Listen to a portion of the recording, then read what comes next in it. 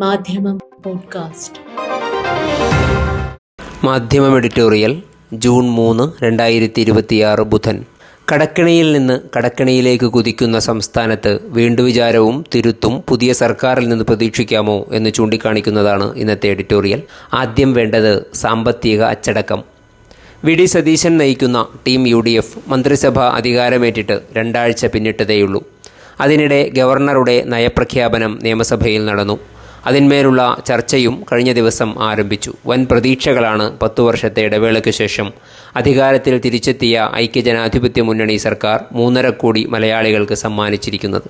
ജനങ്ങളുടെ പ്രതീക്ഷകൾ പകുതിയെങ്കിലും 5 വർഷക്കാലത്തിനിടയിൽ നിറവേറ്റണമെങ്കിൽ അനേക ലക്ഷം കോടികൾ വേണം. നിലവിലെ കൃഷിയും കച്ചവടവും വ്യവസായവുമെല്ലാം വഴി ജനകീയ പ്രശ്നങ്ങളുടെ പരിഹാരത്തിനും വികസനത്തിനും ആവശ്യമായതിൻ്റെ വക്ക് തൊടാൻ പര്യാപ്തമാവില്ലെന്ന് വ്യക്തം. നികുതി വരുമാനത്തിൻ്റെ സിംഹഭാഗവും ജീവനക്കാരുടെ വേതനത്തിനായി ചെലവിടേണ്ട നിർബന്ധിതാവസ്ഥയാണ് പതിറ്റാണ്ടുകളായി സംസ്ഥാനത്ത് തുടർന്നുവരുന്നത്. GST വിഹിതത്തിൻ്റെ അപര്യാപ്തി സംസ്ഥാന സർക്കാരുകളുടെ സ്ഥിരം വേവലാതിയാണ്. കേന്ദ്ര സർക്കാരിൻ്റെ അവഗണനയെക്കുറിച്ച് പരാതിപ്പെടുന്നതിൽ ഇടത് ഐക്യമുന്നണി ഗവൺമെൻറ്റുകൾക്ക് ഒരേ സ്വരമാണ്. അനന്തമായി വർദ്ധിച്ചുവരുന്ന കടബാധ്യത ഒരിക്കലും നാമമാത്രമായി പോലും ലഘൂകരിക്കപ്പെടുന്നില്ല. കടുത്ത പലിശ ഖജനാവിൻ്റെ നട്ടെല്ലൊടിക്കുന്നു.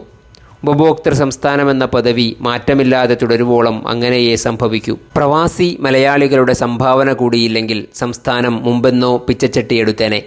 സാമ്പത്തിക ദുസ്ഥിതിയുടെ വ്യക്തമായ ചിത്രം ദിവസങ്ങൾക്കകം ധനമന്ത്രി കൂടിയായ മുഖ്യമന്ത്രി ധവളപത്രം നിയമസഭയിൽ അനാവരണം ചെയ്യുന്നതോടെ കാണാനാവുമെന്ന് പ്രതീക്ഷിക്കുക. അതേസമയം കടക്കെണിയിൽ നിന്ന് കടക്കെണിയിലേക്ക് കുതിക്കുന്ന ഒരു സംസ്ഥാനത്ത് വീണ്ടുവിചാരവും തിരുത്തും സതീശൻ സർക്കാരിൽ നിന്ന് പ്രതീക്ഷിക്കാമോ എന്നതാണ് ഉടനടി പ്രസക്തമായ ചോദ്യം.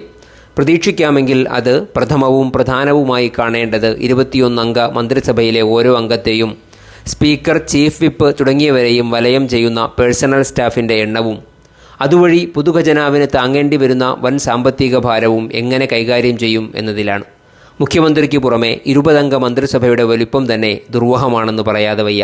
സാമാന്യം വലിയ 4 പാർട്ടികളും 2 ഒറ്റയാൾ പാർട്ടികളുമുള്ള മുന്നണിയിലെ ഘടകങ്ങളെ ഉൾക്കൊള്ളാൻ ഇത്രയും വലിയ മന്ത്രിപ്പട വേണ്ടിവന്നു എന്നതാവും ന്യായീകരണം.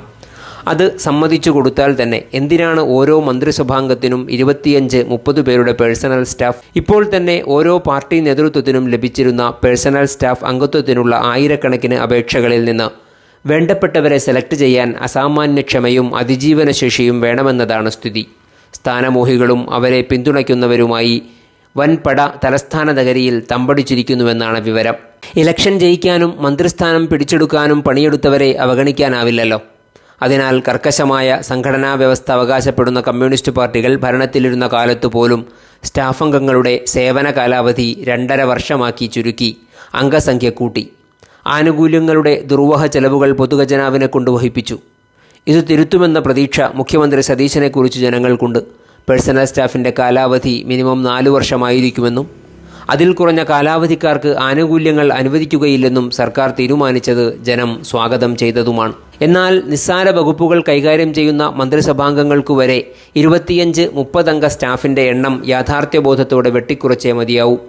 Private secretary, additional private secretary, special private secretary തുടങ്ങിയ തസ്തികകൾ വിദ്യാഭ്യാസപരമായി ഒരു യോഗ്യതയുമില്ലാത്തവർക്ക് കൂടി പതിച്ചു നൽകി IAS ഉദ്യോഗസ്ഥർക്ക് തുല്യമായ ശമ്പള സ്കെയിൽ അനുവദിക്കുന്നതിലെ അനീതി ഒരർത്ഥത്തിലും ന്യായീകരിക്കാനാവില്ല. 70,000 രൂപയ്ക്ക് മുകളിൽ ശമ്പളം ലഭിക്കുന്നവർക്ക് 1-ാം ക്ലാസ് ട്രെയിൻ ടിക്കറ്റിൽ യാത്ര ചെയ്യാം. 77,000 മീതെയുള്ളവർക്ക് വിമാനയാത്രയും സൗജന്യം. ഇവർക്കൊക്കെ ആനുപാതികമായി ആജീവനാന്തം പെൻഷനും ലഭിക്കും. വെറുതെയാണോ ലക്ഷങ്ങൾ മുടക്കി മന്ത്രിമാരുടെ സ്റ്റാഫിൽ കടന്നുകൂടാൻ ആശ്രിതരും പാർട്ടിക്കാരും പെടാപ്പാടുപെടുന്നത്? കേന്ദ്ര ക്യാബിനറ്റ് മന്ത്രിമാർക്ക് പോലും 15 പേരെ മാത്രമേ പേഴ്സണൽ സ്റ്റാഫിൽ നിയമിക്കാനാവൂ. ബാക്കിയുള്ളവർ സർക്കാർ സർവീസിലുള്ളവരായിരിക്കണം. ആവശ്യമെന്നോ അനാവശ്യമെന്നോ പരിഗണിക്കാതെ 1,900 കോർപ്പറേഷനുകൾ, ബോർഡുകൾ, അക്കാദമികൾ, കൗൺസിലുകൾ തുടങ്ങിയ സർക്കാർ സ്ഥാപനങ്ങൾ ഇതിനു പുറമേയുണ്ട്. 21 അംഗ ക്യാബിനറ്റിൽ ഓരോ മന്ത്രാലയത്തിനും വേണ്ടതിലധികം സ്റ്റാഫ് നിലവിലിരിക്കെ പുറമേ എന്തിനാണ് ഇത്രയേറെ സമിതികൾ? ഓരോ സമിതിക്കും മേധാവി വേണം. അയാൾക്ക് കാറും ഡ്രൈവറും പേഴ്സണൽ സ്റ്റാഫും വേണം. ഇവരൊക്കെയും വിളിച്ചു ചേർക്കുന്ന മീറ്റിങ്ങുകൾക്ക് ചെലവുകൾ വേറെ. ഓഫീസ് മുറികൾക്ക് വാടകയും പൊതുഖജനാവിൽ നിന്ന്. സമഗ്രമായ പഠനത്തിനു ശേഷം അനുപേക്ഷ്യമായ സർക്കാർ സമിതികൾ മാത്രം നിലനിർത്തി ബാക്കിയെല്ലാം പിരിച്ചുവിട്ടാൽ പൊതുഖജനാവിൻ്റെ ഭാരം അത്രയെങ്കിലും കുറയ്ക്കാനാവും. മാറ്റത്തിനായി ജനങ്ങൾ വോട്ട് ചെയ്ത് അധികാരത്തിൽ വാഴിച്ച വി.ഡി. സതീശനും സഹപ്രവർത്തകരും സഗൗരവം പരിഗണിക്കുമോ സാമ്പത്തിക അച്ചടക്കത്തെക്കുറിച്ച്? മാധ്യമം പോഡ്കാസ്റ്റ്.